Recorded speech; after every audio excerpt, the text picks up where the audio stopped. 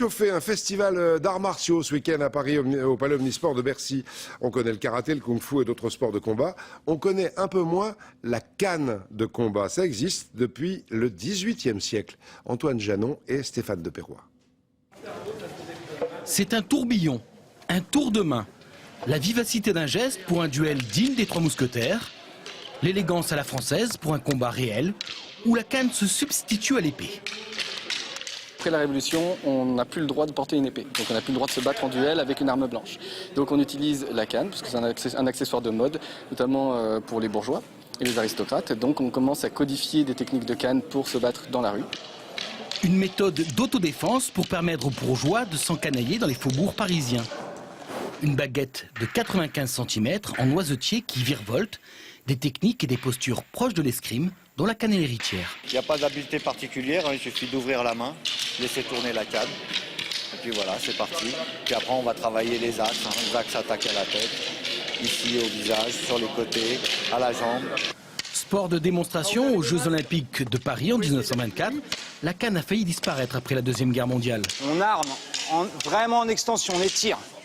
Elle est réinventée par les descendants de maîtres d'armes reconnus, Roger Lafont et Maurice Sarry. Un sport qu'on a hérité donc du patrimoine culturel et sportif français. Autant aujourd'hui, on a des pratiquants qui sont des virtuoses, hein, qui font des sauts, qui dansent hein, presque sur l'air. Et ça, c'est vraiment extraordinaire. Donc c'est peut-être vieille France, mais bon, il y a un pied très très ancré dans ce nouveau siècle.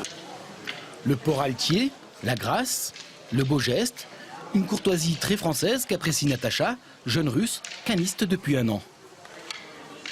Moi, quand je me bats contre un homme, quand on fait un assaut, moi je trouve que c'est très galant quand même.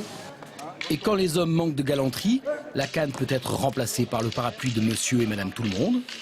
Un moyen très efficace pour neutraliser les Apaches, surnom des voyous dans les années 20. Alors attention à votre voisine, c'est peut-être l'arrière-petite-fille de D'Artagnan. CQFD. Mais qu'on peut en faire de... Self-défense avec une canne anglaise en position debout. Alors premièrement, une défense antérieure contre une attaque au niveau de la tête. Cet adolescent présente une faiblesse des muscles des membres inférieurs. De ce fait, son équilibre en position debout est encore instable.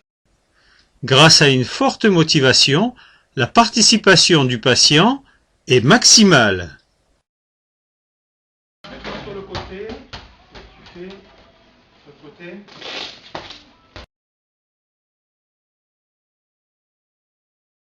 Lors des attaques thoraco-abdominales, la canne anglaise peut être utilisée à la manière d'un tonfa pour protéger l'avant-bras et, par son intermédiaire, évidemment, le thorax et l'abdomen. Alors voilà l'utilisation de la canne anglaise un petit peu comme un tonfa. Voilà un blocage bien effectué avec une bonne stabilité sur les membres inférieurs qui permet de mieux bloquer et de mieux encaisser les chocs. Voilà maintenant un blocage de dehors en dedans avec la canne droite, légèrement plus difficile, voilà, et plus technique. Voilà les explications. Et voilà le geste martial effectué. Voilà. Avec appui et stabilité sur la canne gauche. Les répétitions permettent d'augmenter l'efficacité du geste technique.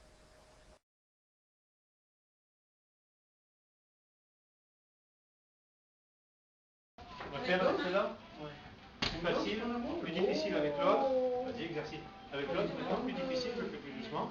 Voilà, très bien. Là, c'est plus dur. Très bien. Alors maintenant, c'est toi qui attaques.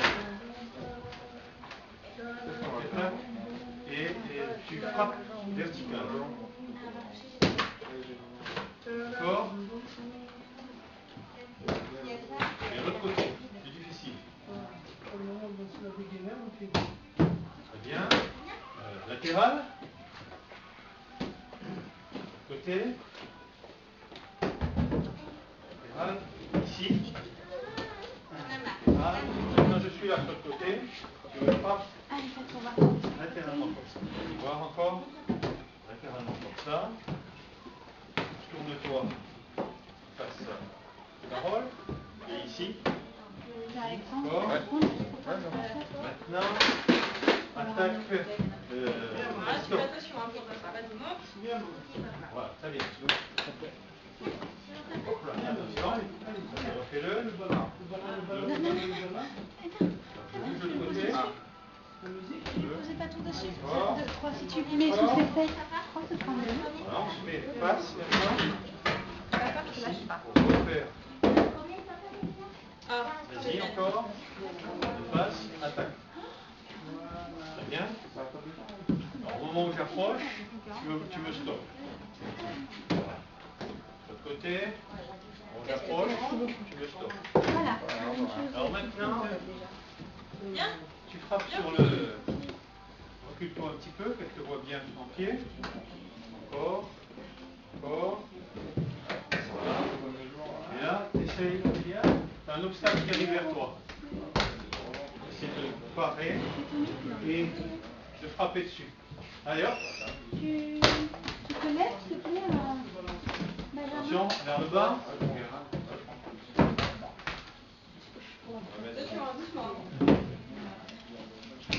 le bas. Fais pas des grands pas comme ça. Voilà. Vers le côté, reste comme tu es. Le côté, lève-toi, attention. Voilà.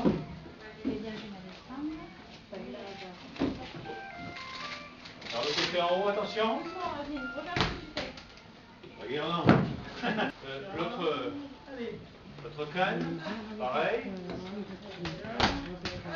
Ici. Dans les jambes, attention. Ça peut arriver, donc ça te fait travailler la stabilité. Je frappe. Bien. Attention. Avec l'autre canne. Au moment où je te frappe, tu me l'arraches. Pas sur ma main, hein. Sur le... Voilà. Pareil, en haut, frappe. Ok.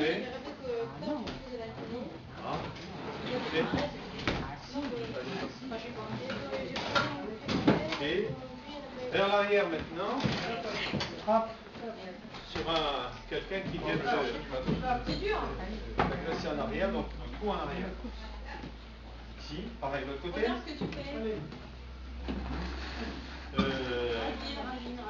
Ou maintenant avec la pointe. Oui, de l'autre côté. Alors, bien, bien. Non, mais elles sont toutes moches. Allez. Lâche-toi. Encore. Allez, lâche-toi. Voilà, l'autre bras. Lâche-toi. Vas-y encore. Allez, stop. Pour frapper avec force, il faut être bien enraciné, bien équilibré. Fatigué? Non. Épuisé? C'est fatigant?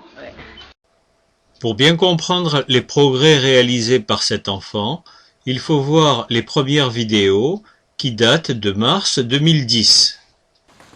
Hein?